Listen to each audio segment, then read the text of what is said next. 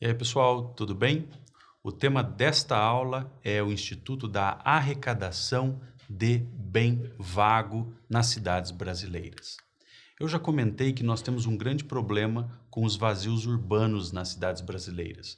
Por vezes, nós encontramos imóveis urbanos que não são edificados ou não são utilizados dentro dos coeficientes mínimos de aproveitamento.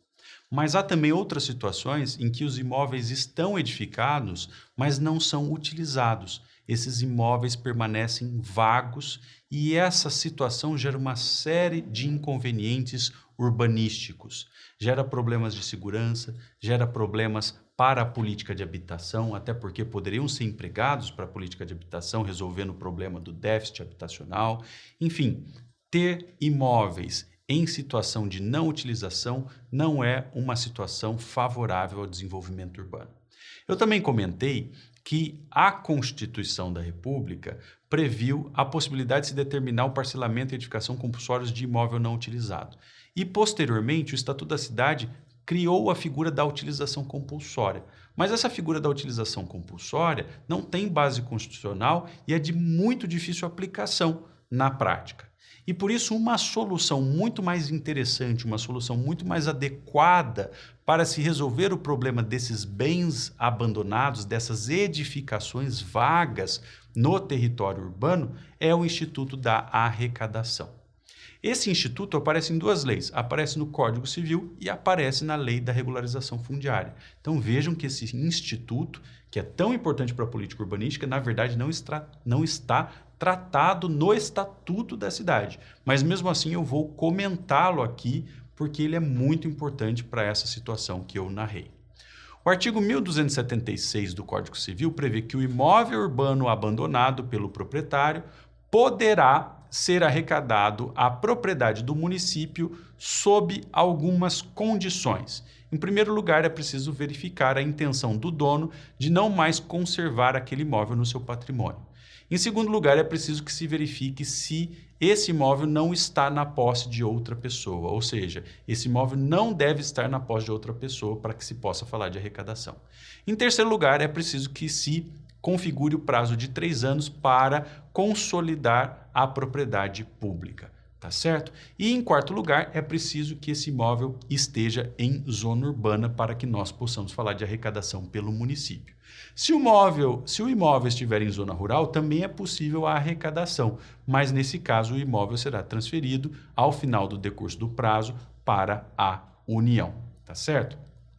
De maneira geral, pessoal, o Código Civil não diz se esse instituto pode ser aplicado ou não para imóveis públicos. E quando nós olhamos para a lei da REURB, o artigo 64 nos diz ali que a ideia é aplicar esse instituto para imóveis privados.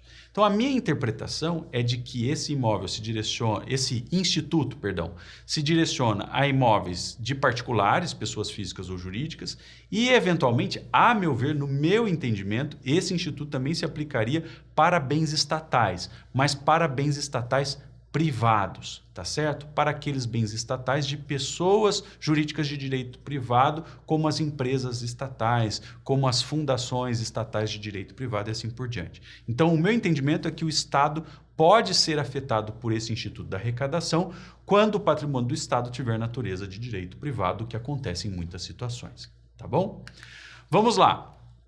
Além disso, o direito brasileiro prevê que há uma presunção absoluta, ou seja, que não admite prova em contrário, de abandono do imóvel quando, cessada a posse, o proprietário deixar de satisfazer os ônus fiscais por um prazo de, no mínimo, 5 anos. Então, vejam, há uma presunção absoluta após 5 anos de clara negativa de cumprimento dos deveres fiscais, tá certo? Então isso está lá no 64, parágrafo 1º da lei da REURB. Ah, professor, e se o prazo de 5 anos não tiver ainda decorrido? Bom, aí nesse caso nós não teremos presunção absoluta. Na verdade, nós teremos que ouvir o proprietário e aí, obviamente, se ele não se manifestar, poderemos fazer a arrecadação. tá certo? Outra observação importante que eu já mencionei aqui, se esse imóvel não se encontrar em zona urbana, for um imóvel em zona rural, então o município tomará todas as ações para fazer a arrecadação, mas no final das contas, a propriedade desse bem arrecadado na zona rural será consolidada no patrimônio da União, tá certo? E como é que funciona o procedimento da arrecadação de bem vago? Essa é uma pergunta muito frequente, até porque, como eu disse, o Estatuto da Cidade não trata disso. Esse assunto aparece no Código Civil, mas o Código também não fala do procedimento. Na verdade, pessoal, nós temos algumas normas indicativas do procedimento apenas na lei da REURB. Então, a partir da lei da REURB e com algumas considerações minhas, eu tentarei mostrar aqui para vocês como deve ocorrer esse procedimento. Então, vejam, nós estamos falando aqui de um trâmite administrativo. A administração pública local, diante daquele bem abandonado, em primeiro lugar, deve instaurar um processo administrativo de arrecadação, tá certo? Então, tudo isso é muito bem formalizado, no âmbito da administração pública local. Em segundo lugar, é preciso que se comprove o decurso do tempo de abandono e a inadimplência fiscal. E como eu falei para vocês, se tivermos inadimplência fiscal por mais 5 anos, presunção absoluta de abandono. Em terceiro lugar, o município deve tentar notificar o titular daquela propriedade para abrir a esse titular a possibilidade de se defender. Então, a lei da REURB, melhor dizendo, dá essa possibilidade de que o proprietário, quando localizado, apresente impugnação em 30 dias do recebimento da notificação. Em quarto lugar, pessoal, e aí a lei já não fala mais nada, isso aqui eu estou colocando para vocês, é preciso que a administração pública local, diante das provas que estão naquele processo, tome uma decisão declaratória do abandono ou uma decisão que demonstre que, na verdade, não estamos diante de um bem abandonado. Então, existe uma quarta fase, que a lei não menciona, mas que é a fase decisória, que é óbvia que tem que existir.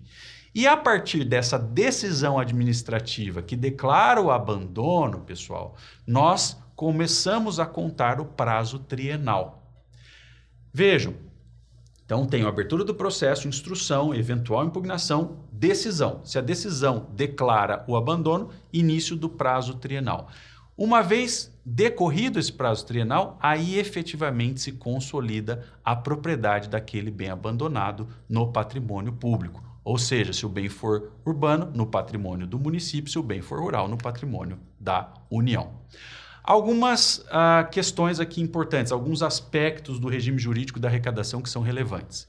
A ausência de manifestação do titular naquele processo administrativo de arrecadação implica, de acordo com a lei, em concordância tácita com a arrecadação. Então, se o titular do domínio é notificado e não se manifesta, entende-se por força de lei que ele concorda com a situação de abandono e, portanto, com a arrecadação do bem.